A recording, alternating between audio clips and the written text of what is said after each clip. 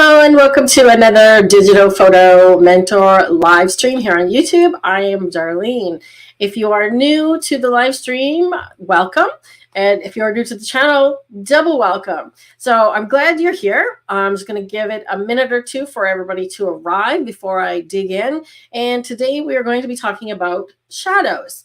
So I put a call out yesterday to those of you on my email list that I didn't have any shadow images submitted, and I got, boom, a whole bunch. I ended up with 70 photos submitted. So thank you so much. If you submitted a photo that doesn't get used today, I will be saving them because we may do this topic again. So not to worry. If you see your image in the gallery and it hasn't been used, it may still come up in another live. So you have to make sure that you tune in every week.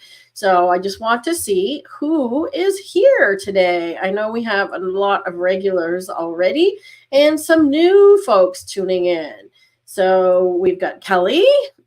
Is winter started up here yet? No, Northern Alberta had some snow apparently, but we are not having any snow yet. So fingers crossed. Evening, Neil. Where are you joining in from that it's evening? Welcome, Shelley and Bill Russell. Is that you, Vivian? I know you said you were dialing in from Rome. If it's not, welcome, Bill. I know that it's definitely well into night there. Debbie in Wisconsin. Philadelphia, Pennsylvania. We love Pennsylvania. We love Philadelphia and Amish country. Alan Jackson. I'm guessing you're not a country singer, Alan. Different Alan Jackson. Ontario. Manfred, welcome back. Karen, I got your images as well.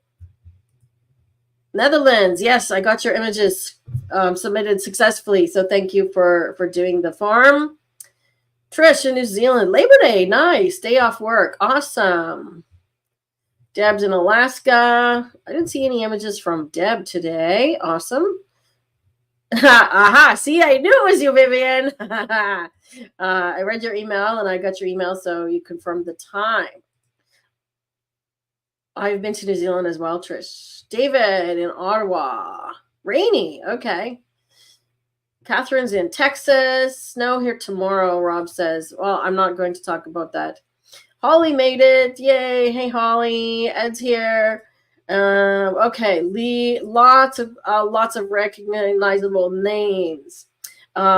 If you are joining in from Facebook, whoever that is joining from Grand Cayman, if you want your name to show, come over and watch us on YouTube, because when you come to YouTube, your name will show like the others here because you have to log into your Google.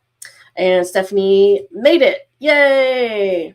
All right, so I've got a whole bunch of shadow images, and I'm going to jump right in. Rob is saying my audio is too loud. How's the audio for everybody? Tinny. He says loud and tinny. Let me just check my audio settings. No, I have echo cancellation and reduce micro noise. Everybody, how's my sound? I could turn it down a little bit. Is that better? How's that? I've got a cat howling in the background, so just ignore it. Okay, Stephanie says my sound is fine. All right, let me hop over here. If you have not already seen my video on this, the Luminar Neo Gen Erase was released to partners the other day. So I have it. If you are a Luminar Neo user, you will have it on the 26th, okay? And it may live here and it may live in the edit panel, right? As of right now, it lives here. So if you haven't already seen that, Rob, if you could please post a link to that video we did the other day. And if you haven't already seen the live from last week, the live stream on cropping, you want to go watch that after we're done here today, or bookmark it. Save it to or watch later on YouTube and come back and watch it, because it was over 2 hours and we had tons of great images and I did tons of great cropping tips. So please share a link to the cropping live, Rob, and also the Luminar Neo Gen Erase. If you are watching this as a replay, the links will be in the description area below the video. Okay, so now I'm going to go over to Lightroom first. So if you are new here, I mark your images in color because that's the preferred image editor that the person has said they are using. So blue, I used to indicate Luminar Neo. Yellow is Lightroom. Green is both. And there's some new folks that submitted using some other tools that I don't personally use. Using some like DxO and Capture One and also On One. So if you are using something else other than what I'm demonstrating, you can just take the techniques because they will apply in any software. So the tools you'll have to find in your own software, but the tips will be applied to any program. All right, so where am I going to start? I'm going to start with Shelly's actually because and she's using Luminar Neo. And I'm going to start with Shelly's because she sent me these really cool images of these flowers. And here's a little tip for you guys using Luminar Neo. So they did a trick on us. They put the film strip back. If anybody hasn't noticed that if you are in the library module like this, and you do go show film strip, it's grayed out. But if you enlarge one image, now you can see the film strip. So now we can go from image to image with the film strip. However, if we go to edit, the film strip goes away. So it's still something I want to have back in the edit panel because you can't get from another image. I can't go left and right. You get that boop noise. So it's kind of annoying that we have a partial film strip but not a total film strip. But if you didn't know it was there, I just discovered that by watching somebody else's video. I'm not going to say who. All right, so this one here, Shelly sent in, was really cool. And I wanted to know, Shelly, did you create these just for this live stream? Because she's got these really neat shadow images. Now, this one came in this way, and I'm not sure if it's supposed to be that way. I think it's upside down, is it not? Let's see. I could flip it or rotate it. Let's just flip it. Well, that's not rotating. Okay. Like so. Is it supposed to be like that? Is it supposed to be like that? So I flipped it in here. Let's just flip it back. Or we could go into... It's not catching up with me. Come on. There we go.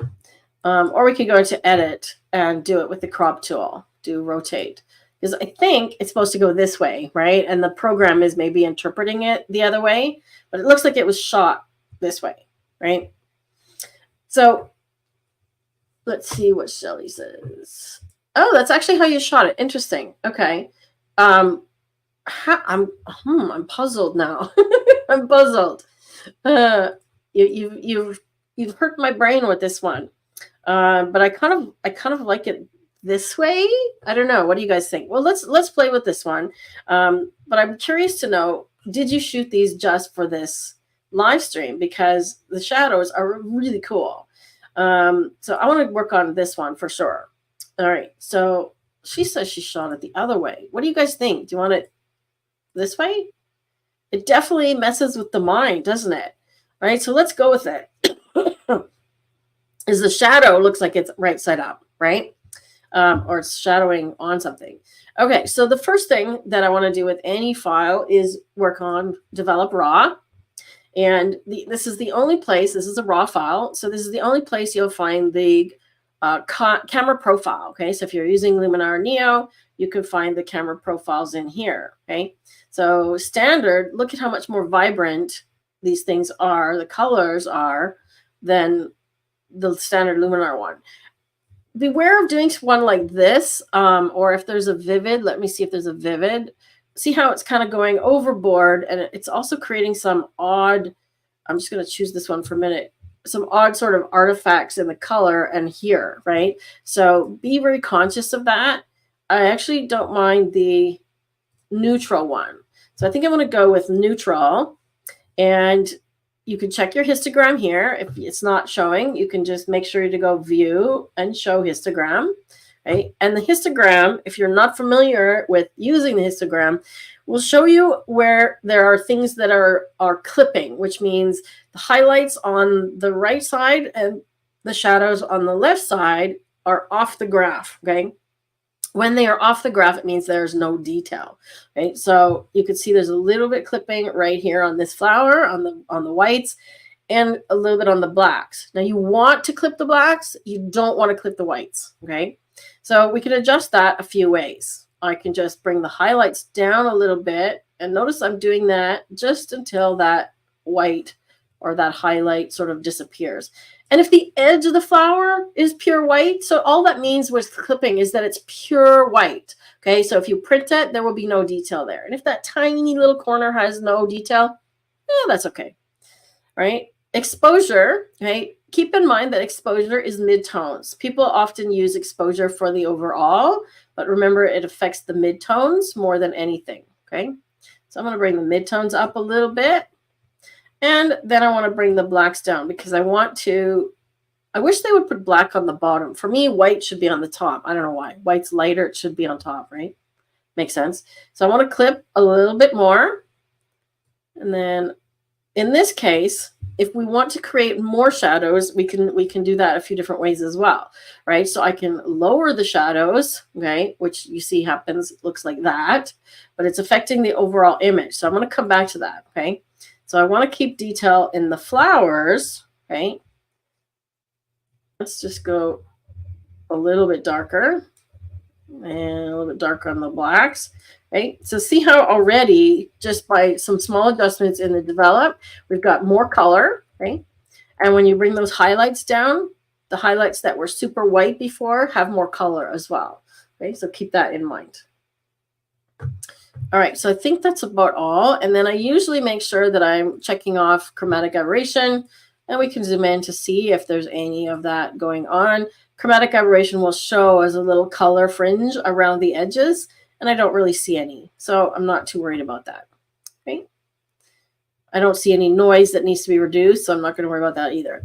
Okay, so now we want to enhance these shadows, right? So there's a few ways we can do that. We can go back into develop a second time, right? But you'll notice that if I open raw, it's still the same settings. So there's a little trick, okay? If I want to go to raw a second time, just open a different tool and do something and then come back to develop, and it will be not develop raw anymore. You'll get a new version, okay? So let's see what Accent AI does. Okay, so it's definitely sort of boosting the contrast, but let's see if it thinks this blue is sky. Haha, it does, right? So this one you have to be really careful of, and this applies to actual skies as well. I noticed in a Luminar Neo group on Facebook the other day, somebody had, a sky that has a halo around the buildings. When you use this sky enhancer, that's the one that's going to give you this halo around stuff. So be very careful of this one, right? So now we can go back to develop, okay, and add some contrast. So I could add some smart contrast. Notice when you add contrast, the color increases as well. Okay, so in this case, I'm going to lower the saturation because I don't want all that saturation.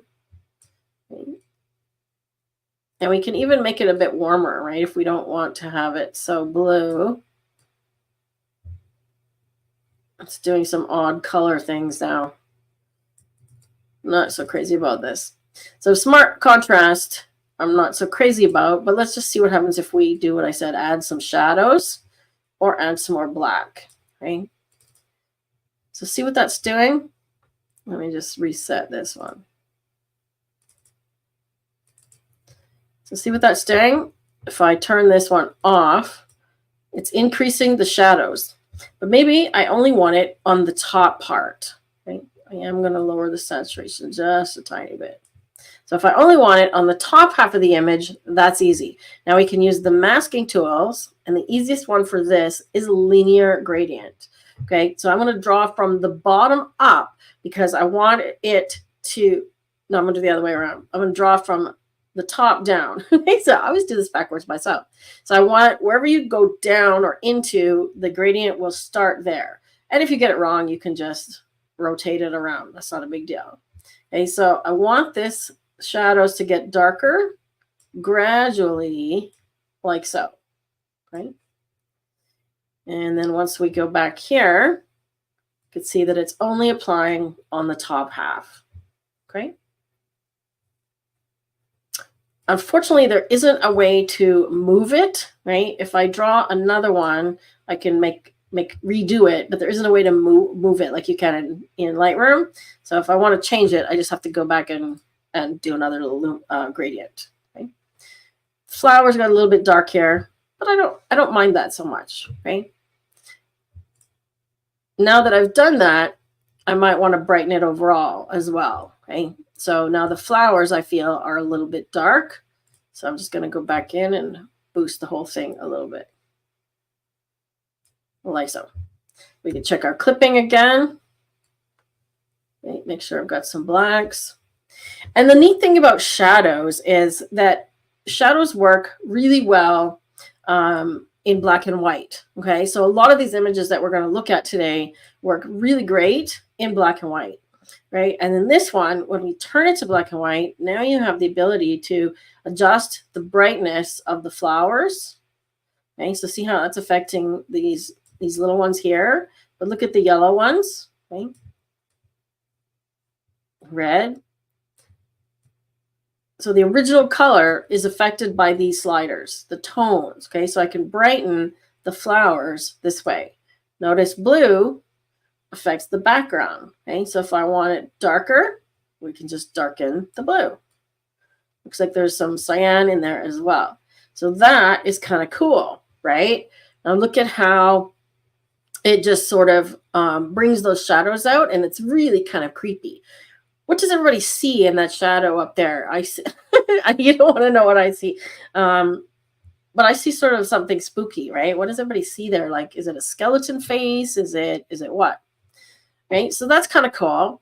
Now, what if I only want it to be partially faded out? Okay. We can actually erase part of it at 50%, right? And let's just say I want some color back in the flowers, but not everywhere else. So see how I just got a little bit of color there? So like this, maybe I went too far in that area, right? So now we've got fading out to black and white and just a little bit of color. So there's some really cool things you can do with the tools in Luminar Neo, right? Just painting the black and white back in. So it's kind of just the flowers. Neat, right?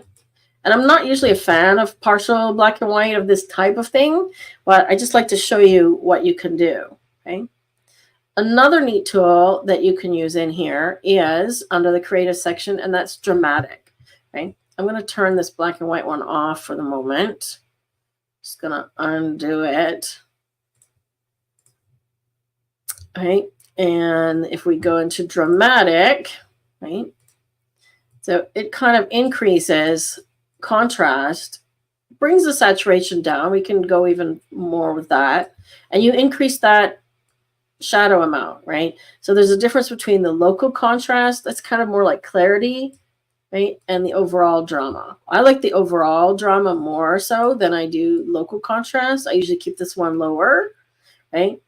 But I really like that. I really, really, really like that. Look at that, right?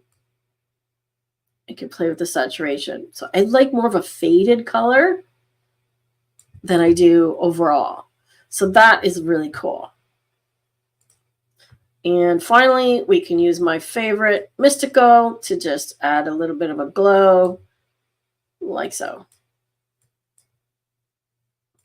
So let's look at the before and after. Mickey says it looks like an alien. Yeah, it kind of does, doesn't it? Let's see. Questions. Ed says, can you not selectively lighten the darkened top flowers? Yes. Did I do that, Ed? I could go back into the mask, right? So where I applied that develop tool, I could still go back and do that now. So that was the one. Is this the one where I darkened it? Yeah, so that's where the flowers got darkened. I can just go and adjust the mask and just paint it off of the flowers. So I can just do an erase off of the flowers. And I could do a better job of painting, but yes. You get the idea? Okay, so I'm just adjusting the mask back on that develop tool. Okay. So to answer your question, yes, I can. I turned it into a Halloween look. Yeah, I wasn't expecting that, but yes, absolutely. It's kind of Halloween. What does everybody think? Rob wanted to suggest Halloween or spooky for next month. So anything pumpkin, ghost related. We could even continue with some shadows that are spooky as well. What do you guys think about a spooky theme for next week? Because it's going to be, what is next week? 29th? It'll be right before Halloween. It's a square, the square piece is an LED lamp I held over the flowers to create the shadow. Cool. That's really cool. Do you like what I did with the Chelly? She says it's really cool. So you can process these kinds of images so many different ways. You know, you could go full black and white. You could go black and white and then go with a tone, right? So if I go back to, I turned the black and white off basically. So I'll remove it and then go add it again. And if we go black and white and then adjust our colors again, keep the flowers lighter and the background darker. Let's have some full drama here. Get that drama. Green. Do we have any red? We got a little bit of red in the flowers. Okay. So what was your question again? Oh, yes, I was going to do toning. Okay, so if we leave it like this, okay, we can use the toning tool to add color in the shadows or the highlights, or you could even use the new neon glow tool, right, which is kind of cool too. I haven't played a lot with that, but we could do some, you know, blue in the shadows like this. And then my favorite, this is like a split tone. My favorite is yellow in the highlights and blue in the shadows. It's a little more purple than I wanted it. Something like that. Right? Or we could go the other way. We could go yellow on the shadows, which produces like a brownish tint in the background, and blue on the highlights. So these are what's called split tones. And so you could really play around with these as well. I mentioned neon and glow, so we could play with that. Let's just say, okay, we could draw now, right? I did a video on that as well. So you could draw in the Neo, or let's just see what it thinks it's going to select as a subject, probably around the flowers. And then you can add the neon, or you can just add a glow. So there's some really neat tools in Neo. I find that Neo is much better at doing abstract kind of things like this than Lightroom is. And you could certainly do this kind of thing in Photoshop, but it's much harder. You need to know what you're doing, right? Okay, so we could do neon, or we could do an outer glow. Outer glow looks pretty good, right? So if we want to stay in the theme of the blue, right? So you could do some neat things with that, right? And remember the blur tool as well. If we want to blur the shadow some more, right? Because the shadow is a little creepy, right? If we want to blur it a little bit more, again, we can just do this linear gradient on just the shadow, right? So now we're just blurring it. So the sky is the limit here. You've got a fun image and have some fun playing around with that. Let's see. Are there any questions that I missed? Let's see. Spooky is good. Marguerite says. Marty. Holly. Well, that's the idea, but I hope that people would do that. Yes. Would you go to something spooky? Karina says, if you plan to make this black and white, would you start with the color tool and reduce saturation and add luminance, or would you start with convert black and white and work the color sliders? No, if I plan on making it black and white, I would go straight to the black and white tool. I wouldn't use the color tool first. No, I don't do reduce saturation. I would just go straight to the black and white tool, because when you use the black and white tool, you have more control with those color sliders over how the tones reproduce, as you saw.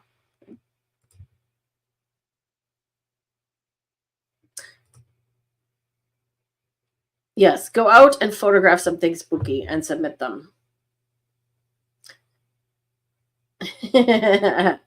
Holly knows me well. No, they didn't add a neon and puke tool, but I mean, the neon thing is, it's a little hokey. But Rob, if you could show the video I did on the neon and glow tool, because I showed a few ways to use it.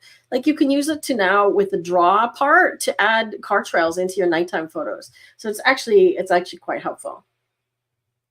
Okay. Awesome, Shelly. I'm glad you got something out of that. Oh, ha ha ha, Mike. That's very punny. Skyrim is the limit. You should send that to them. See if they'll send you something as a bonus for creating that joke. That's awesome. I could send that off to Yvonne, who is the CEO. Ed, so no, they are not included yet. I've got to make some new videos. I have a lot on my plate to make, a lot of videos to make. I still have a Lightroom 13 video to make for YouTube and for the Lightroom course. So on my list, Ed, but no, they're not in there yet. Coming soon. That is a good logo. The Skylum is the limit. Yeah, that's awesome. I am going to send that to them, you guys. That's awesome. I got to remember who said that. Coach Mike, write that down, Rob. All right. Okay, so let's move on. I'm going to go do one in Lightroom. So we did that one, and let's see what we got in here. Okay, so we got some really cool shadow images, and I like this kind of image because when we're looking at an image where it's mostly the shadow and not the subject, I think it's really cool. You can do some really fun things with this. So this one is neat, right? Love the patterns of this one. Right? This is a great exercise, right? Here's a great one, of course, shadows on the desert. This one might not be a bad one for me to edit. Okay, similar one here. Looks like Linda's gone to Morocco. I think I have a photo of that same dune. I'm not kidding, right? Here's another great one, which is shadows. Now, this one looks edited already, so I'm not sure I can do anything to edit it because this one is a JPEG. But just to give you an idea, like when you have an image like this that is mostly shadow, right? So yeah, this is already edited into monochrome. So when you have an image that is mostly shadow, keep the shadows, right? So they've actually minimized a lot of the shadows and brighten this area to be mid-tone. And I would actually keep it the other way. I would go the other way. So I would actually brighten the light bits, right? And do something more dramatic, right? Can you see the difference? That's the original. So it's almost kind of flat. And when I add more black, let the shadows be shadows, okay? Let the shadows be shadows. There's another great example of that in that somebody else submit. I want to see if I can find that one. Where is it? Look at all these shadows images. Here, case. Okay, so look at this one. And I know you want this one done in, is it Luminar? Yeah, Luminar. So I'm going to come back to that one, but I wanted to show you these because these are a great example of where you have a spotlight of something, right? And that becomes the subject. Look at the texture on that wall. Great shot, by the way. Great image. Okay, so let me come back to this one here. I'm going to do the desert. Let's do the desert because I think there's some potential here. Okay, so this is a DNG, but what camera file was it? Let's see.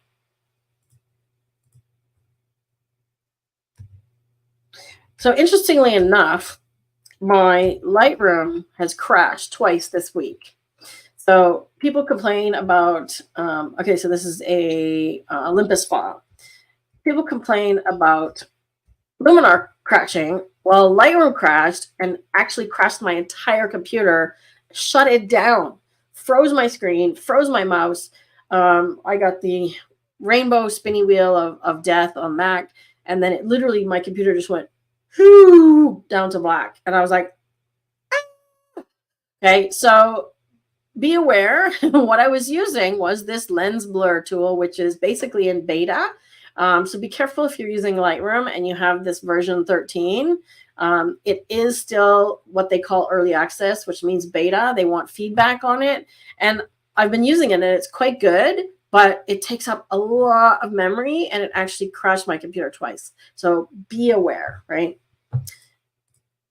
Aha, so Kelly's had the same issue. Lightroom has been sluggish this week, really sluggish. Did you update to version 13, Kelly? I'm curious because I haven't looked and see what the internet people say. I haven't looked to see what the internet says yet, but Lightroom 13 has a lot of problems with Mac. Yeah, that's the version that I'm running. And they came out with 13.0.1 pretty fast because the first version was really, really buggy. So by the time I even downloaded it, I was already on 0.1. So yeah, just to be aware of it for everybody. All right. Okay, so let's start this one with the same process. Okay, so to get to your camera profiles in Lightroom, it's up in the basic panel. And these new things here, you'll see auto, black and white, and HDR. Okay, so auto is auto tone, right? Where it used to be down here. Okay, I'm not a fan of auto tone. I don't usually use it. Now black and white is here. It used to just say color and black and white. Now it says auto, black and white, and HDR.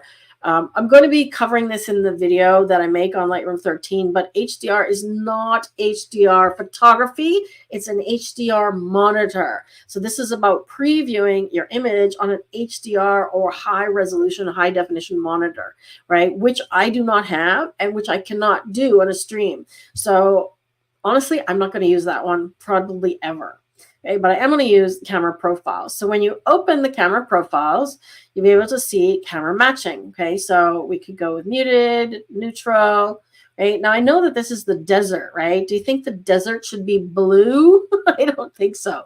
And I mean, we could definitely go monochrome. Okay, but as I showed earlier, you want to do black and white with the black and white option. Okay, so if I change to camera monochrome, you'll notice that black and white it's not there anymore. Okay, so there's no color mixing. Okay, so a monochrome profile has been applied, meaning because I applied the camera monochrome, okay, as opposed to I'm just going to apply muted, for example, or natural. Okay, if I go black and white this way instead of a camera profile, and now we got to go to color mixer. Oh, interesting.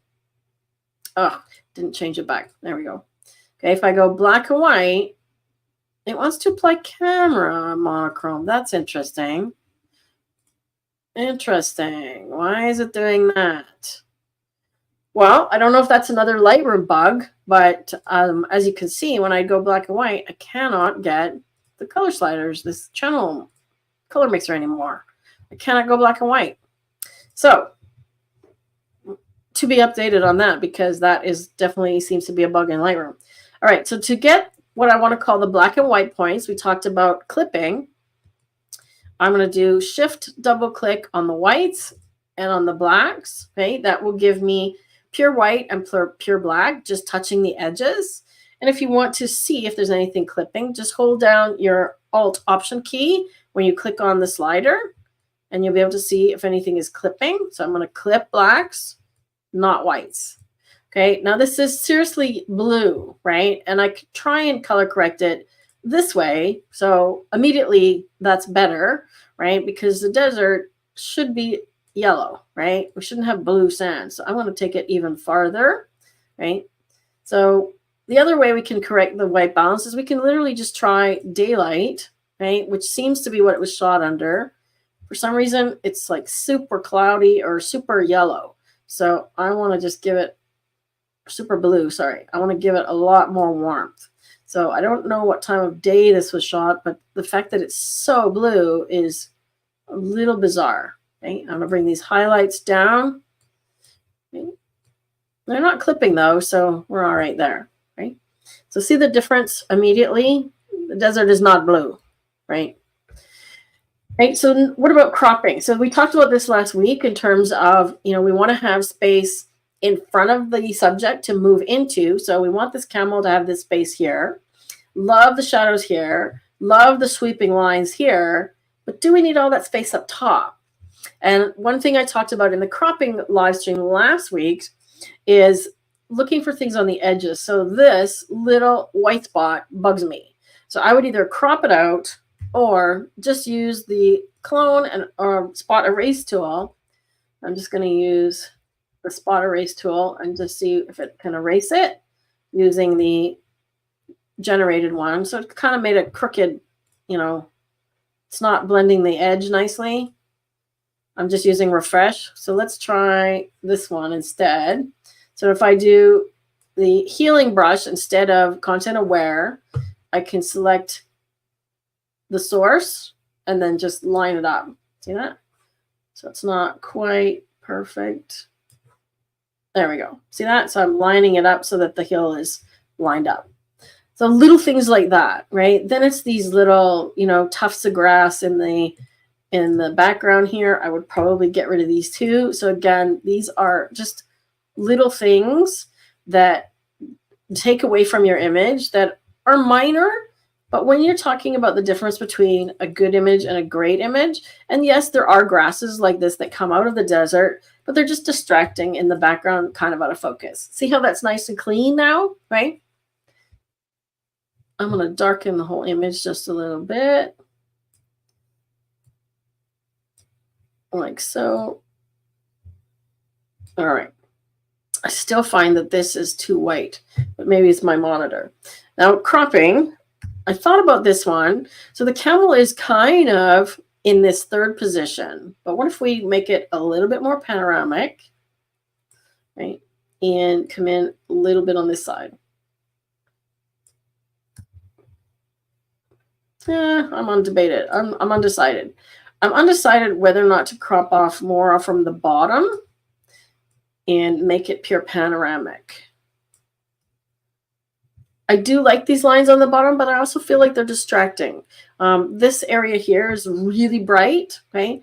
So I think what I want to do is bring these highlights down.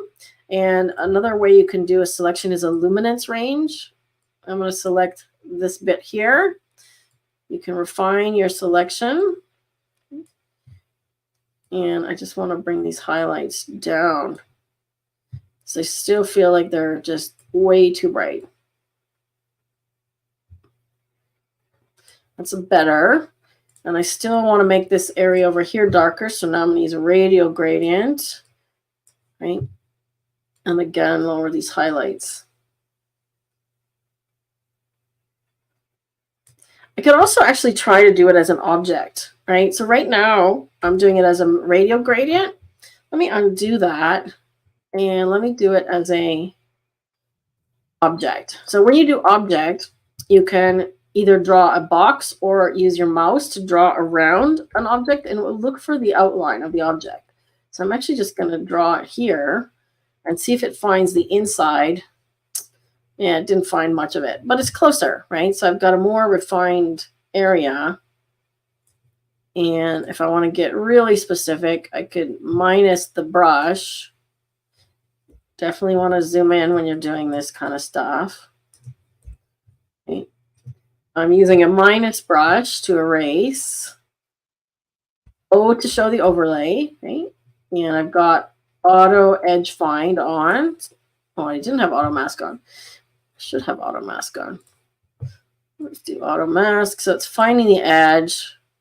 Let me undo that because I didn't have auto mask on. Okay, so now subtract brush. See, I messed up too. Auto mask is on. And when I paint, it will find the edge of the sand right there, okay? So I just want to get it off the darker area. I could do the same here, right? Like so. I missed that one. Now we can see, I can darken this. See what it's doing? I could even just blend it a little bit by lowering the texture. And when you darken things, remember you get more color. So I'm just going to make sure the saturation doesn't go crazy. So let's see, before and after. Can you see the difference with just cleaning up these little things in the background? You know, I ended up cropping out the spot that I cloned, right? But the camels have room to go this way. And by eliminating this extra one on the bottom, I might even do another graduated filter down here because I really want the eye to come up to the camels. Okay, so see that? Just by darkening it like this. Saturation goes up again. See that? See how the eye goes there? And if I want to darken the top, we can add a second linear gradient to the same mask. Okay, so if I look at the mask, I've literally got 2 linear gradients adding together. So they're darkening the top and the bottom. Okay, because sometimes the actual vignette tool is not what I want, because I don't want it to darken the edges. I just want all 4 edges and the corners get dark. So sometimes I'll use the radial, or not the radial, the graduated masks. Yes, I think that is another sand dune up there. And then there, well, you've seen the massive sand dunes. Let's see.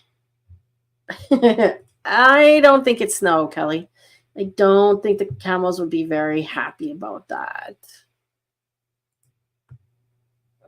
Let's see. Anybody else? If you haven't done the update on Lightroom yet, Kelly, there's 2 things you can do with your Creative Cloud membership. So in your Creative Cloud app, this is the app. You just have to go, oops, I'm trying to move it on the actual stream. You just have to go to your Creative Cloud app and then go to apps, and it'll show updates. Right. So now, right now, it's showing me that there's a Photoshop beta update available for Photoshop beta. Okay. And you can see Lightroom 13.0.1 was a critical update. Okay, so critical bug fixes. Right. Okay, let's come back here. So what do you guys think about that? So yes, it is a massive sand dune. So there's our before and after. Okay, so again, the thing with shadows, and that's why I love this topic so much, is you need to have shadows to add the drama. So Rob, if you could please share a link to that article we talked about earlier about using shadows to create drama. And let's see. How about cropping down to a letterbox effect? I'm not sure what that means, Neil, a letterbox effect. Sorry, I'm not familiar with that term. There's a link for everybody there in the chat or in the... No, that's definitely not the sky. That is another sand dune. I'm pretty sure that is a sand dune, because look what happened when I made it darker, right? It's yellow, it's not blue. That is not the sky, right? If you zoom in, right, that's grass. Yeah, that's a sand dune. And there's no light on that sand dune because the sun is probably behind, up, coming down over top of the sand dune, just like it's like you'd be on the backside of one of these, right? Nope, that is a sand dune. It's a great shot, though. Great photo. Okay, so let's see what else we can do. I want to go a little bit faster so we can go through a few more images.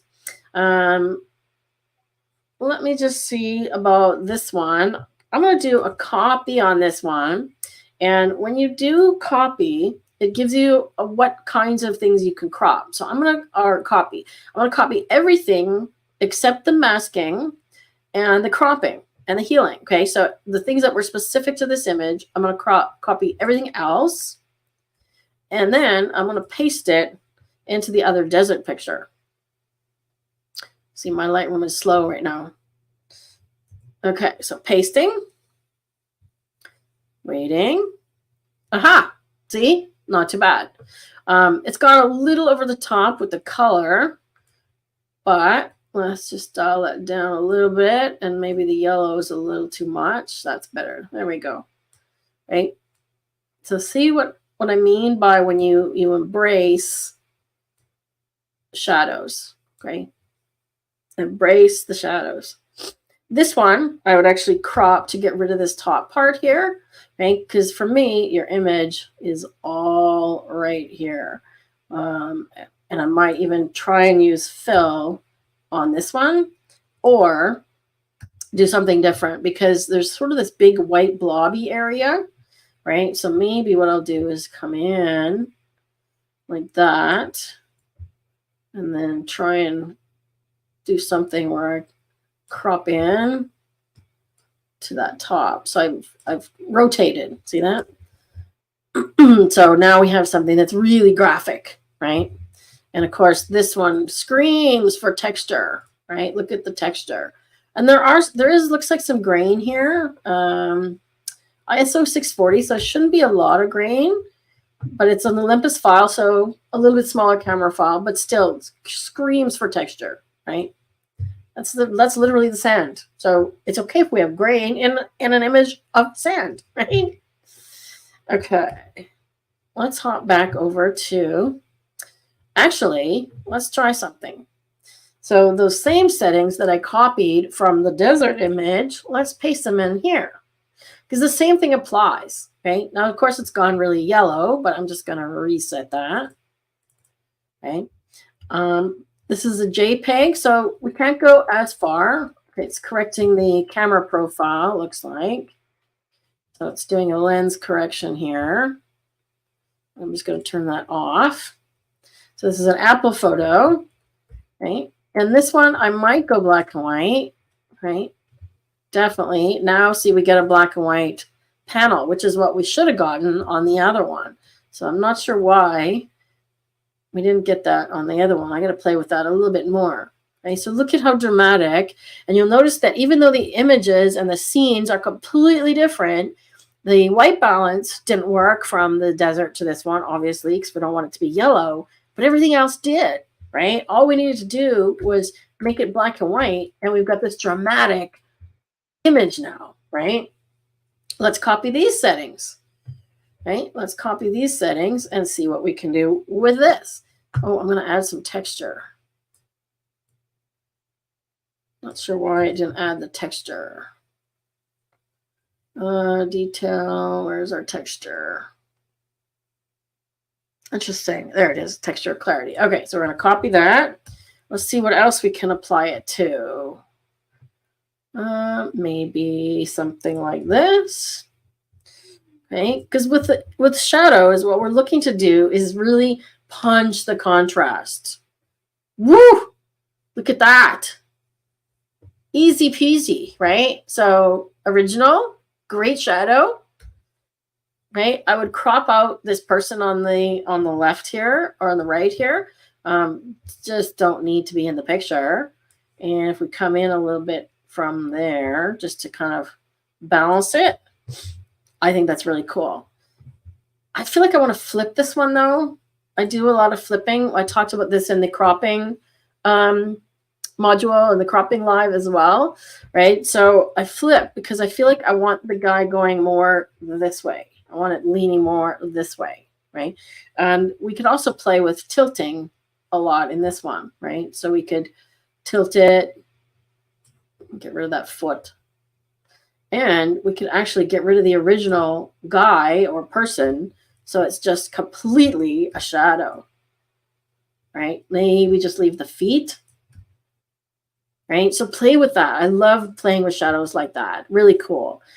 This one, I might add a really strong vignette on. Okay, so this is my preset for vignettes, and that's just under the effects panel, right? So let's go super dark on the edges. I like it. Okay, so remember, it was just that copy and paste that I did on that one, right?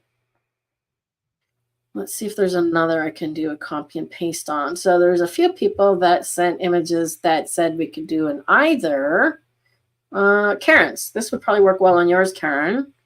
Okay, so it looks like she's edited this one already, right? So it's a JPEG, but let me paste in, right? Still darker, okay? So the thing you want to do with this one, Karen, is add contrast, not delete it, right? So keep your blacks black. Okay, so look at the difference. A little flat, okay? more punch. I want to get rid of the texture and clarity on this one. Okay, so a little flat, punch. Okay, so doubly always check your blacks to make sure they're clipping, right? That's the original. There's no black. That's the original. There's no white. Come up till your signature should be pure white, right? So your signature should be pure white, like so. Okay, and we could add a vignette around the edge of that one as well to make it more dramatic. Okay, so you always want to be conscious of drama with black and white. We want drama. See that? See the difference? Before, after.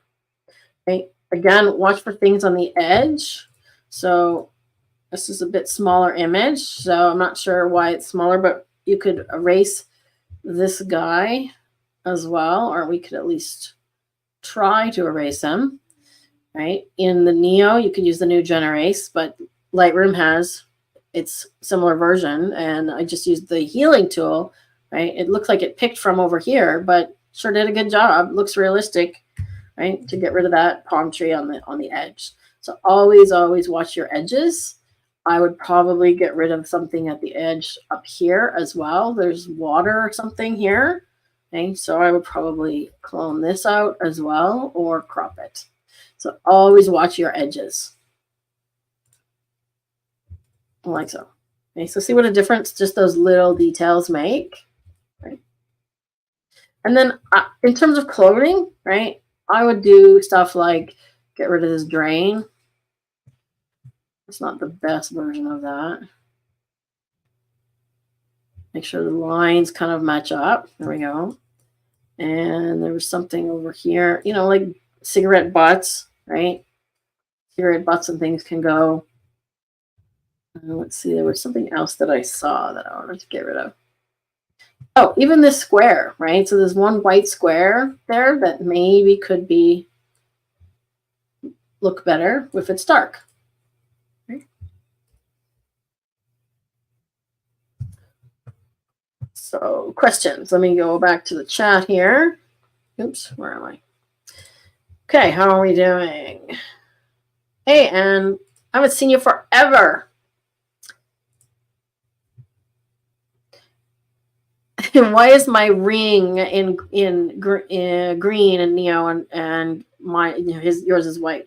So I have something called Cursor Pro. You'll notice that my cursor is green in Lightroom as well.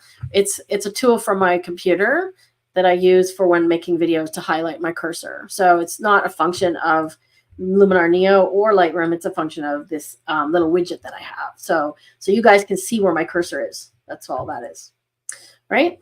All right, let's hop back over to Neo because we've done quite a few edits here in Lightroom that worked out really well by copying and pasting. This is a fun one too, right? He's kind of, I like the shadows there and of him and the lights here. So you don't even see the lights above him, but you know what they are, right?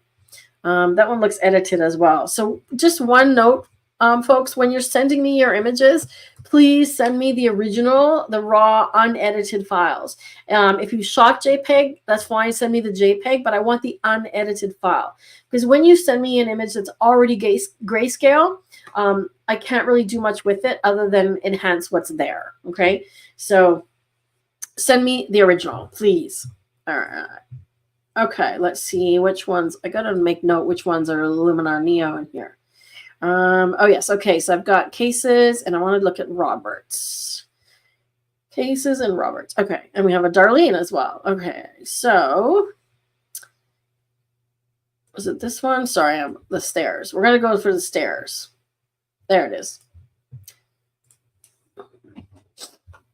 Okay, so I don't know if you've done some editing on this one or if this is straight out of the camera, but it looks fantastic, right? Because I love the lighting. So we're just going to improve or tweak what's already there, right? So camera profile, we can take a look. Again, if I go camera monochrome, I'm not sure how that works in Luminar Neo. I actually haven't tried that. If I end up going to black and white, yeah, see, it says convert to black and white, but it's already black and white, and now the sliders don't work. Okay, so if you're going to do black and white, don't do a black and white camera profile. Don't do a monochrome profile. Okay, so I'm just going to choose camera natural. And I want to make sure that we have white touching the edge of the histogram. And there isn't the nice little shift click shortcut in Neo that there is in Lightroom. So we have to turn on the clippings. Rob, if you could please share the keyboard shortcuts cheat sheet for both Luminar Neo and Lightroom. Okay, so as you can see now, anything that has got a red marking on it is a highlight that is clipped or off the chart. And I want to bring that back. And this is all shadows that are clipped. However, I don't mind that at all. I just want to recover these highlights on the stairs. Right, so see that? I'm bringing the highlights down. And I might have to bring the whites down just a tiny bit as well, or the exposure. So I'm going to work on that spot separately. So I don't want to go too far because you notice that it makes everything dark. So I'm going to bring the highlights all the way down and get most of that problem with the window or the step there. Right? And you'll notice that everything else here is super dark. Right? Now, one of the questions that I get is, how do I get rid of shadows? Okay. Well, as you're seeing in this live stream today, I don't want to get rid of shadows. I want to add to them. So when you have an image that has lots of shadows and has drama like this, don't get rid of them. Don't be afraid of the shadows. Use them. Okay. So shadows are your friend. Think of it in terms of, you've probably all heard the phrase, you can't know joy without knowing sorrow, right? So the shadows are like your sorrow. You have to have them in the picture in order to see the light, right? Because the light will stand out much more when you have the shadows, okay? So think about that as an analogy that I just came up with off the top of my head, okay? All right, so I'm going to bring the shadows up maybe a tiny little bit. And if I do that, I still want the blacks to be dark. So I want the edges really black, right? So look at now, there's just a hint of detail there, right? And I kind of almost like it not detail, right? Maybe a tiny little bit, like 3, but I really love this darkness here, right? Now I am going to check for chromatic aberration. If you're going to get chromatic aberration, you're going to get it on the edges. Can you guys see that? There is a little red fringe right here, right? So that is usually a chromatic aberration. See how there's red fringe on one side and the blue or green sort of on the other side? So we can just check off chromatic aberration and voila, poof, it's gone, right? If it doesn't get fixed by that, you can see there's still a little bit of red there, right? We can do, oops, not this one, auto fringe removal, okay, auto defringe. And I find that sometimes auto defringe works better than chromatic aberration, right? But together they're doing a pretty good job. Now keep in mind, I'm zooming into a 200%. Okay, when I zoom out to 100%, it's definitely reducing it, right? It's minimal. So I'm happy with that. So now I'm going to apply that, right? And then I'm going to change it to black and white. Okay? So convert. And now we have the option of adjusting the sliders. Okay, so see, it's really just got yellow. There's a little bit of red in there, it looks like. But otherwise, I don't think there's much color. I love it. Okay. Again, we can go back into if we want to do toning. And you could do toning a different way as well. You can actually use the mood tool, which is LUTs. Okay, so we didn't do that last time, so let's do that.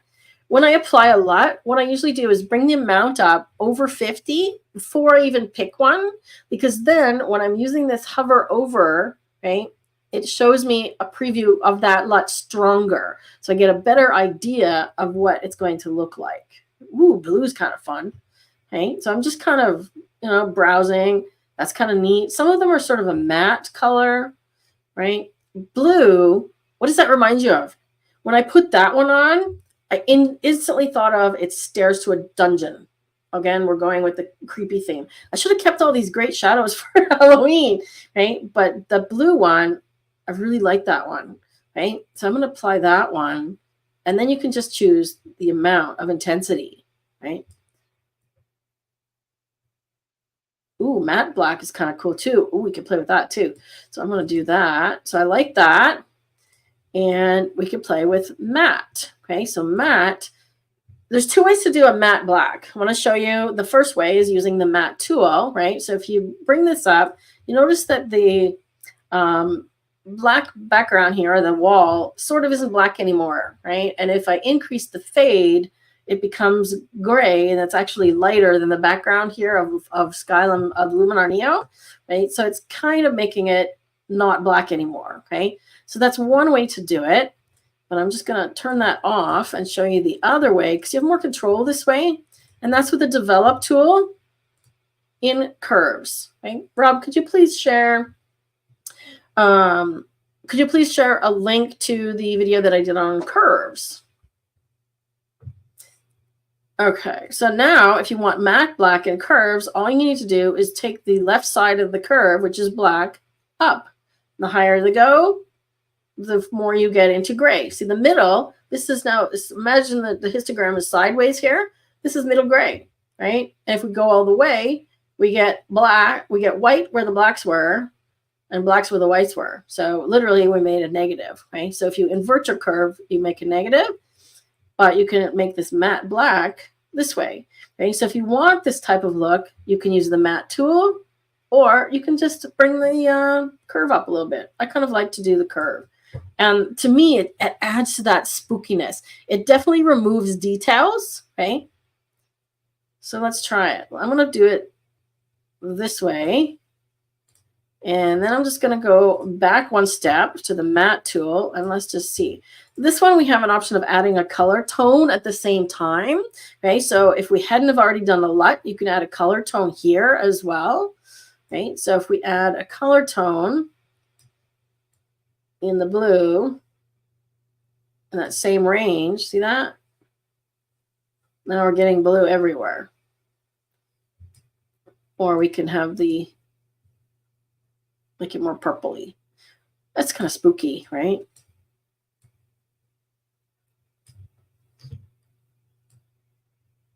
So let's do a little more.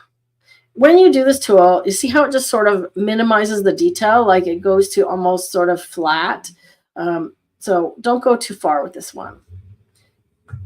So that one versus if we go with the curves, and I'm going to remove this one. So I like the matte, right? So we went a very different way with this one, but it instantly reminded me of Dungeon as soon as I turned it blue. Okay, I see some questions. How do you follow my YouTube channel? Well, you're already on it, Mark. So there should be a subscribe button on the page where you're watching. Just click subscribe. And then there's a bell. And this is true of any channel on YouTube. Just click the bell and then you'll get notification of any new videos. The other thing that you can do is subscribe to my email list. And I always send out emails of events, also articles on the website. So if you're subscribed to the YouTube channel, you won't get notices of things on the website or other events, which are going to be upcoming, like some webinars that I've got planned coming up. If you could please share a link to subscribe to our email list, Rob, for Mark, that would be great. Ooh, a murder show. There's a body down there. I'm watching the Fall of the House of Usher on Netflix right now. And it's really creepy, and I like it. So if you like creepy shows for Halloween, Fall of the House of Usher. But have something ready to hide your eyes, because every now and then they something jumps out, and I've scared the cats a few times. So great scary movie though, a great scary show. It's a limited series. I'm liking these limited series things. Earl says, when I try to upload my raw files, I'm warned that it exceeds the capacity. Send me an email, Earl. Give them our contact form list, or if you have my email list, Earl, if you're on my email list, send me an email. Let me know, or tell me here, how big are the files and what format?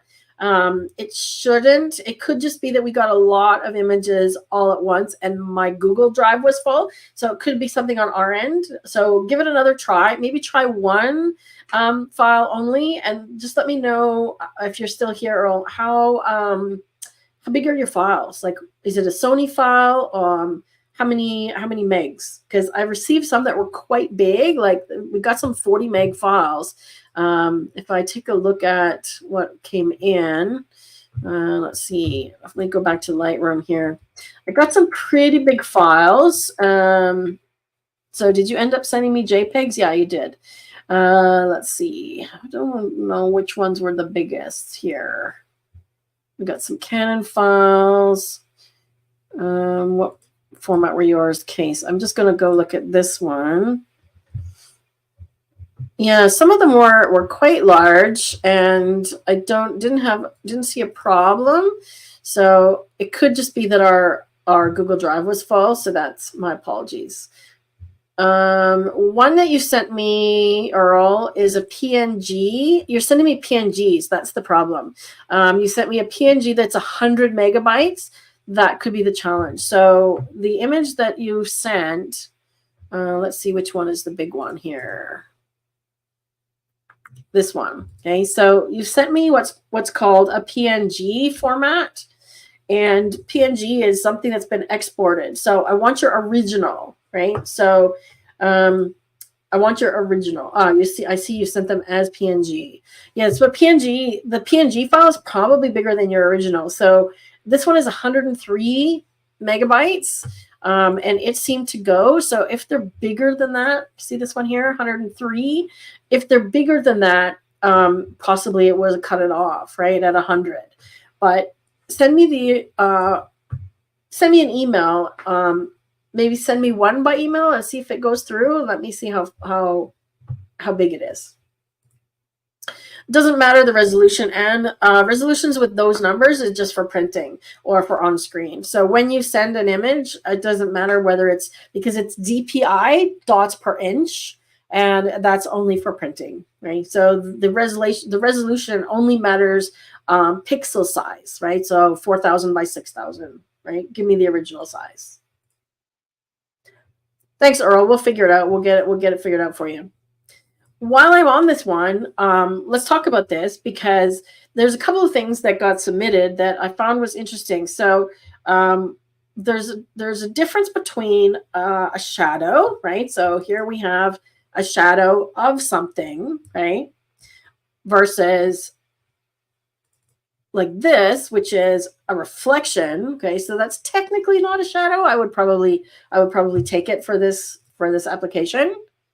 Versus there's a shadow, right? And this one, which is actually a silhouette. Okay, so a silhouette is not the same as a shadow. Again, for this application and this purpose, I would accept it and use it for this example. But just to be clear on those three, okay, because they're not the same. Let me go do this one for you, Earl, since you're here. All right, so let's go back to Neo and let me find that guy. So look at all these great shadow images. You guys came through for me. All right, so let's take a look at this one. The first thing I want to do with this one is to correct the horizon tilt, so you can see how it's tilted. It was taking forever to load because it was a big file.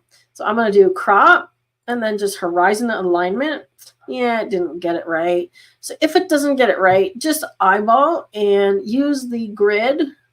I'm looking at the horizon sort of on this water here, whether it's a lake or ocean, I'm not sure. And then I want to crop from the bottom because I don't know what's down here. It looks like a pier or something, right? And I want to get rid of that and have more space in front of this character, which is once again spooky. So we seem to be, we're kind of on a Halloween theme already, Rob. We're kind of on this spooky theme today. So see, now he's kind of on the third, right? I'm going to go with that. Gets rid of all that stuff at the bottom. Although we could try Generate on it and see if it works as well. The thing with Generate though is it's very resource and time consuming, shall we say. The same with the lens blur in Lightroom. If I'm applying lens blur, it's like apply it and then wait, apply it, then wait, apply it, then wait. The same thing with Generase. And of course, lens blur in Lightroom crashed my computer. All right, so I want to do the same things here. Now this is a PNG, so I'm not going to have the options here. Remember, there's no camera profiles, okay? But I want to make sure that I've got the same clipping. So I want to be clipping this guy on the end of the blacks.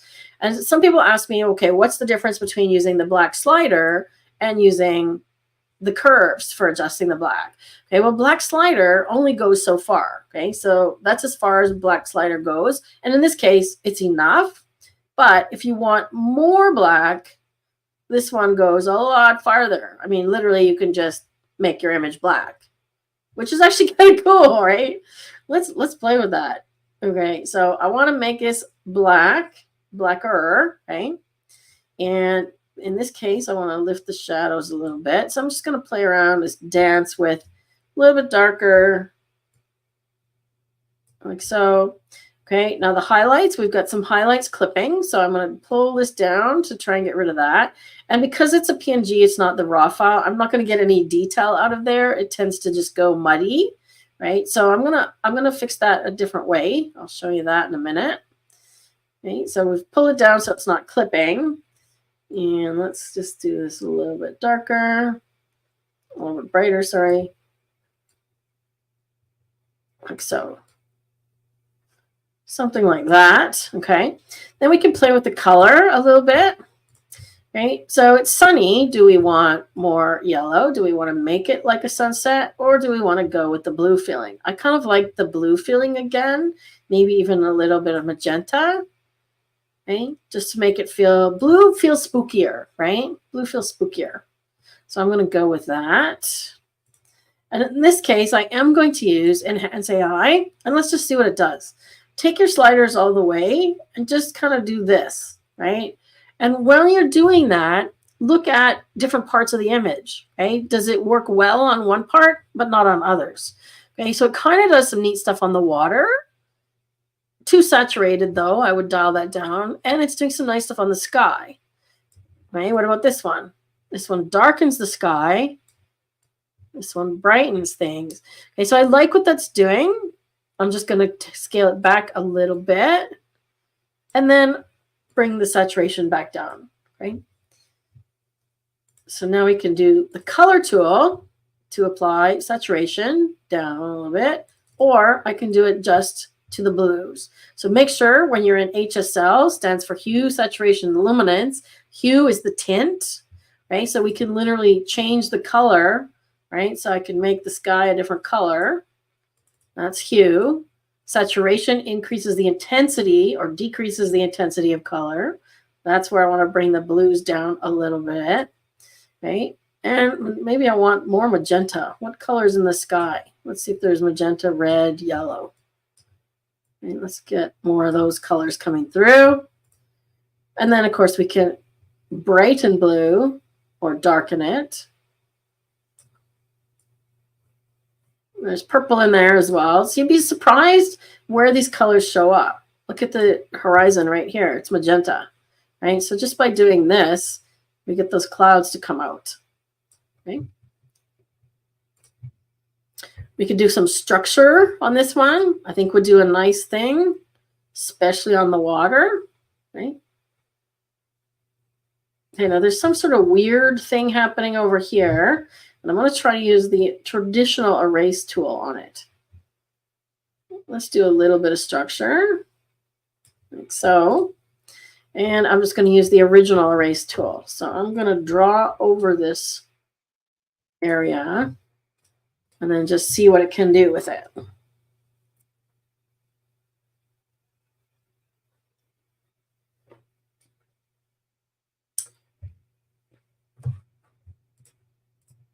I did get your images, Ellen. I think I may have sorted them into another category because I got quite a few that actually fit other categories. I'll take a look. But I did receive them. Okay, so what has it done? It did not too bad, but I didn't do my own follow my own advice, which is zoom in when you're erasing. So I'm going to do it again, zoom in and do another stroke there. So it's actually doing a pretty good job here. I just want to get rid of that sort of weird pink mark that was there. I think Generase honestly will do a better job, but there's a few things you need to know about Generase, right? I'm going to undo this.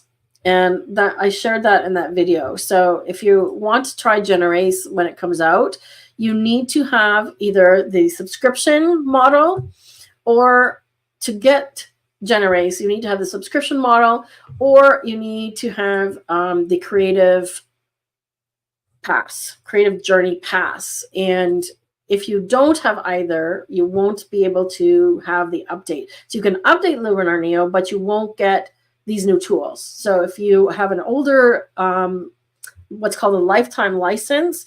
So what a lifetime license means is it doesn't mean you get lifetime updates forever for free. It means that whatever version you've bought, you own that version. Okay. And usually you get free updates for a year. So we're way past 1 year since Luminar Neo was launched. If you bought it when it launched last year in 2022, your updates are now over. Okay, so you either need to buy the Creative Pass, which I think is like $49. So if you use my discount code, it's only going to be like $45. You will get these new tools, but you don't get any new extensions. If you want the extensions, and we don't know what's coming yet for extensions, then go get the subscription model. But either way, use that code when you check out, and that will give you the discount. Okay. Oops, where were we? I forgot where we were. Okay, here we are. I'm going to come back to that one with Generase. So this one I'm going to leave in color. Let me get back over here.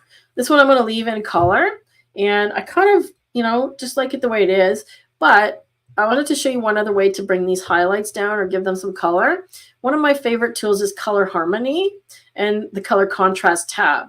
So when you bring the Color Contrast tab up, whatever hue your slider's resting on down here, gets contrast added. So right now, if I'm on blue, you see how it's adding contrast to blue, right? If I go to pink, it's doing that with the magentas. Over here, it's darkening blue and brightening yellow. So you can really sort of control color here. I'm going to give it something like that. Okay, so it's brightening the sky a little bit. Right? I can make sure it's not giving us too much saturation. Then you can also make the warm colors warmer. Look at this. Look at that. I love that. Bring out that pink and make the cool colors cooler or warmer. Okay? I'm actually warming them up a little bit because that blue is kind of going a little wonky. Right? You can even adjust colors based on shadows, midtones, or highlights. So if the water, the dark parts, are too blue, I can give them a bit of yellow or even a bit of red.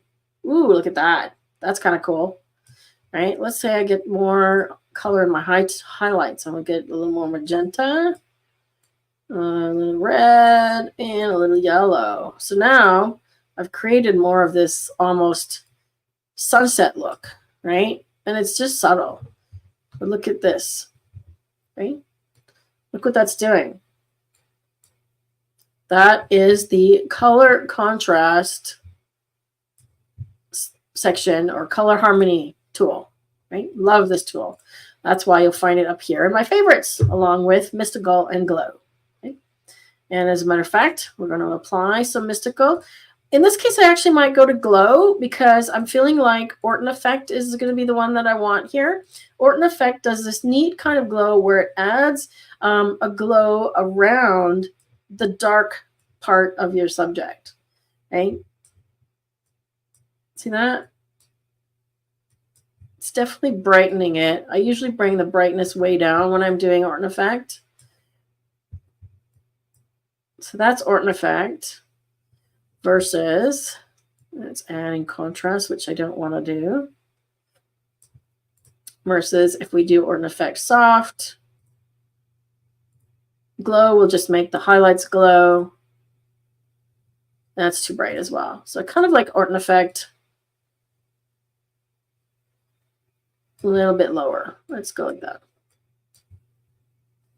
Okay, now let's go back to the catalog view. because now we could try generate.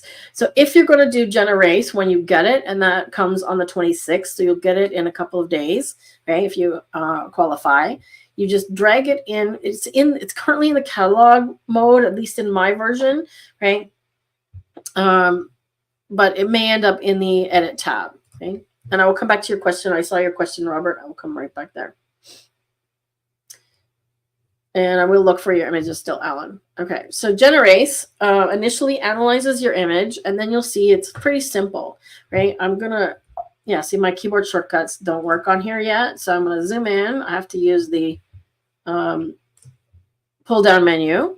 And then literally I can just paint over the bit that I want to erase, right? And it should generate a new part of what goes there based on, it goes to the cloud, okay? So it goes to the cloud to pull data. That's why it's taking so long. Okay, so it's not dependent on your computer speed, although I think it does still have an effect. So it goes up to the cloud to pull data from the many images that they've loaded into their database to figure out what should I fill this with. If you watch my video on it, I came up with some pretty bizarre results, such as a hamster. So I tried to fill in the dog bowl and I got a hamster, right? All right, so you see now if I go back here, right, I could turn it off. It's kind of still got a color shift, right? So we could either accept that and then go and correct that color shift another way, or I could erase it again, right, using the same selection. So in Photoshop, if you have Photoshop, you'll notice that the Photoshop generative AI has 3 versions. So when you do Photoshop generative AI, it gives you choices or variations. This one doesn't. It gives you one variation, but if you hit it again, you can get another variation. But as you can see, it takes quite a while, right? Robert, in structure, how do you use boost? It basically just enhances it even further. So if you go to 100 and you want more, it boosts it. It's like Spinal Tap, right? You go to 11. For those of you that know, you know, right? We go to 11. It's still giving me a weird color, right? So I'm going to reset the selection and let's try. I mean, it filled it nicely, but let's just try a different approach, right? So every time I hit this button, it's another 30 seconds. I'm going to probably accept this one on the next one because it's just taking forever. Let me just hop over to Lightroom while it's doing that, because I'm pretty sure I've got your images, Alan. If I search for Alan,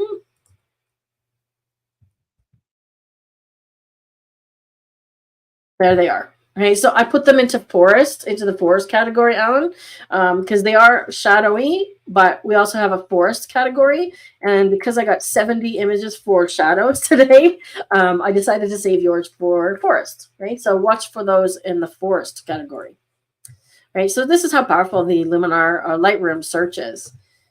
I always got to figure out which program I'm in before I speak because it messes with me.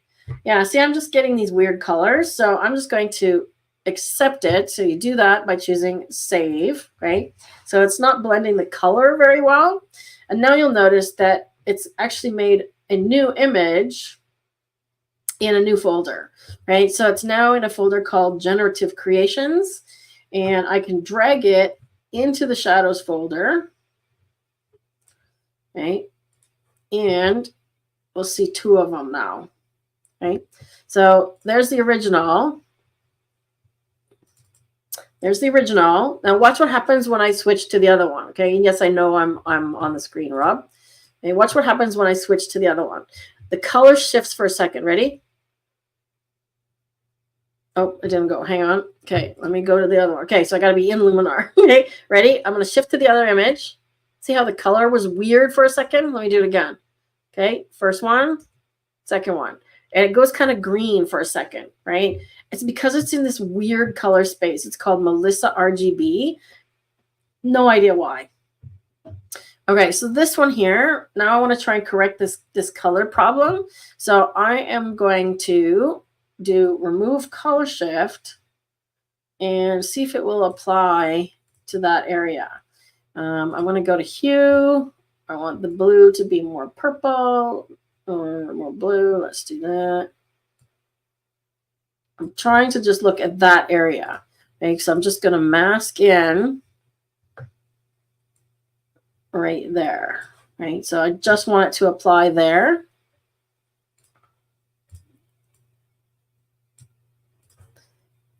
Just like that. Just want it to apply there. So I'm just trying to get it to match. Okay. You can try shifting the hue. Well, that's getting closer.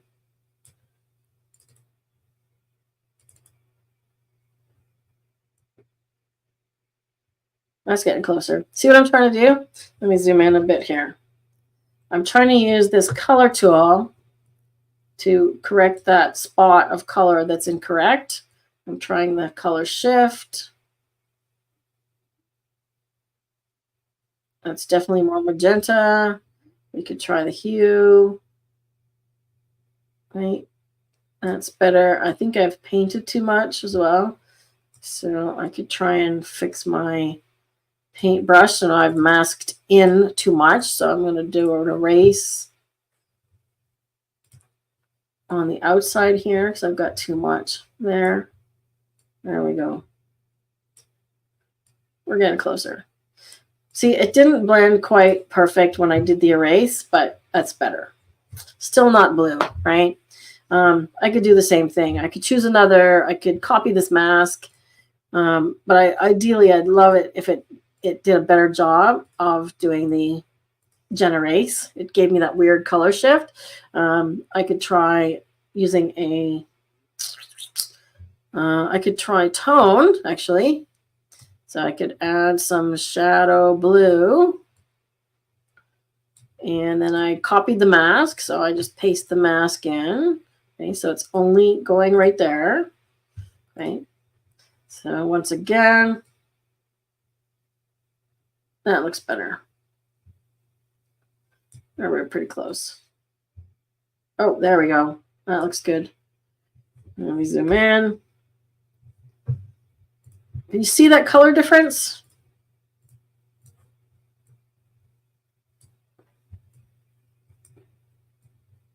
Just like that. So I'm just blending it a little better.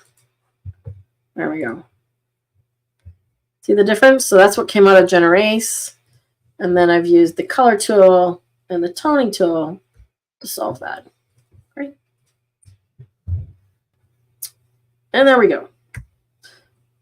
All right. So I think we're going to leave it there today. We did a lot of great shadow images. Let's see. Did this one. And we did this one. So let me just go through a couple of these because I wanted to provide just a couple of critiques. I'm going to leave yours, Earl, because we'll see if we can get the raw files. This is another one that was sent by Darlene Perkin and also JPEG. So I really need the raw file. And this one I could tell is JPEG because if I wanted to edit this one at all, if I want to bring the sky down, right, it's going to start giving me some odd color banding and colors. And you could tell because when you go to do the white balance, you don't get those options of all of the presets, right? Because this one should be warmed up quite a bit. But the shadows here are really great. Again, keep in mind the edges. I'm going to do a couple of really quick edits here, right? So just to get rid of that little thing on the edge, right? Is it straight? I'm not sure either. I think maybe more like this. And I'm trying to look at the verticals on the bridge, right? That looks a little bit straighter, perhaps, right? Something like that. And then I would do an edge vignette on this one. So edge vignette does a great job of darkening the edges. And again, you have to really watch when you're doing blue skies and you're darkening things because the saturation goes crazy. And if you're looking for the what was it called before? It was the HSL panel, and now it's called Color Mixer. That's the new one, but you still will find it in here. So if you're looking for HSL, it's under Color Mixer now.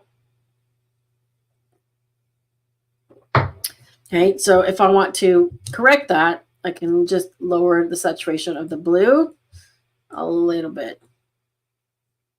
Notice how there's purple in the sky? See that? There's colors in stuff that you wouldn't expect.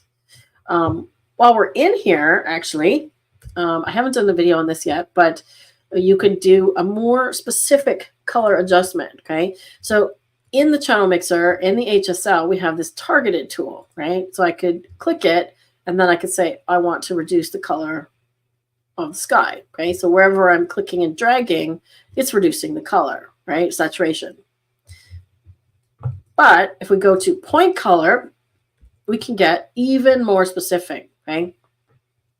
So to start, you have to click on something, okay? Then it gives you this box. And now I can adjust how much of this blue I'm affecting. So if you click on visualize, it's showing me in color what is currently going to be affected, okay? So if I say, well, I only want the most saturated bits to be affected. See, now it's only affecting this part, okay? The top part. If I only want the middle colors to be affected, I can adjust my voice, apparently. Doesn't want to move this one. Okay, so you can get really specific. Okay. This is just which part is being adjusted, okay? Which hue is being adjusted, more purple or more blue. So then I can do the same thing. Saturation, luminance, or shift the color. Okay. If I turn off visualize, we can see what that's doing. Okay. So it's just a way, it's a more precise way of adjusting your colors. Like so. As I said, I'll be doing a video on Lightroom 13. So that was a great little sort of update there or addition at the end here. The one thing about this one here is there's this whole big area of nothingness, and I feel like it's empty. So we talk about, or I've talked about visual mask. If you could please share, that article, Rob.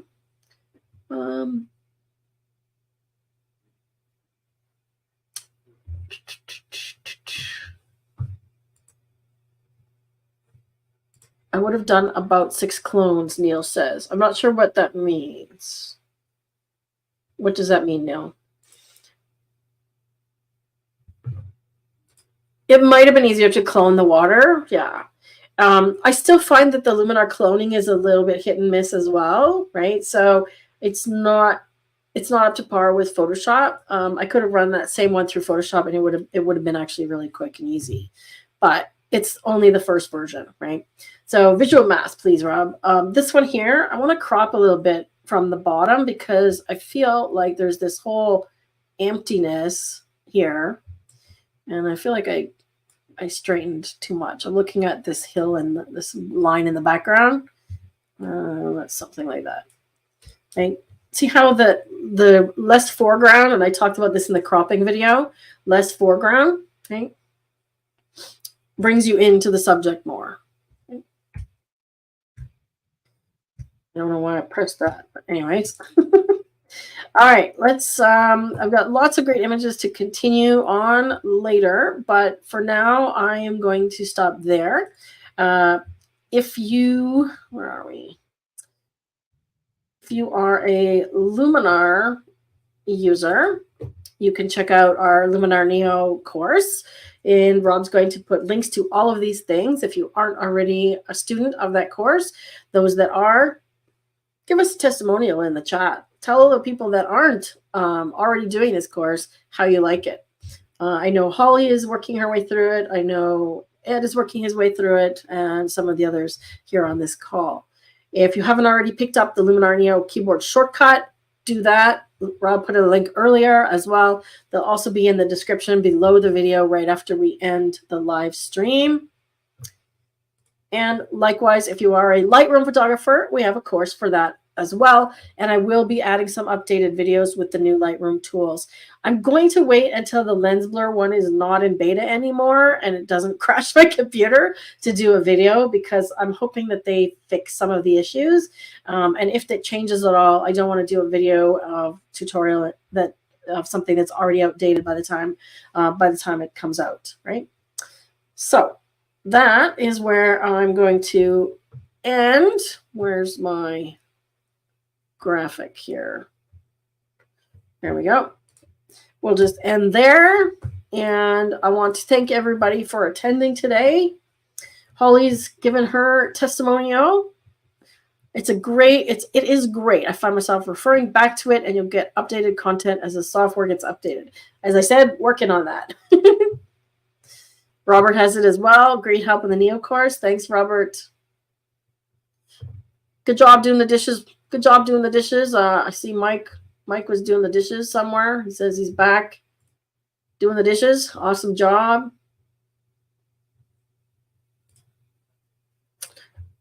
Marguerite says, I'm enjoying fixing eyes, teeth, and skin in Luminar Neo. Yes, the portrait tools in Luminar Neo are still my favorites, even over Photoshop. You can do all those things in Photoshop, but it just takes so much more time, right? Thanks so much, Holly. We've done lots of private sessions together. Let's see. You're welcome, Karina Lynn. You're welcome. You're welcome, Shelly. Lee. And always nice to see you. And we need to talk, because I'm going back to Penticton in January, so maybe you should meet me there. We're going to go Cornelia and hang out with Cornelia, so could be a ladies' week. I'll email you. You're welcome, Tiffany and Kelly and Earl. Thank you so much. Send me just one, Earl, so I can check it out, and then we'll see why. Once I get the form cleared, we'll try it again and see if it will work to send. It could just be that we got bombarded with so many that the form was full. Thanks for coming, John. Nancy refers back to the course. Awesome. Photoshop and Neo are a good pair. I agree. Good to see you, Catherine. You're welcome, Neil. Awesome. See you there. I'll give you some dates. We'll do some wine. We'll do some wine drinking for sure. So as Rob, I'm going to leave this as your final thing. If you get a lot of value out of this, we would love a Google review. So please click on this link. Oh, Anne says, what's the next topic? What is our next topic, Rob? We got to do spooky. I guess we're doing spooky. So we did a few spooky ones today. That'll be a precursor or teaser. So next week, we want your spooky. Give us your skeletons and your ghosts and your creepy whatever. Dress your dog up in a costume. I don't care. Let me see your spooky. All right. That is the next topic. Perfect. Thanks, Nancy. Have a great week, and we'll see you next week for the spooktacular live stream.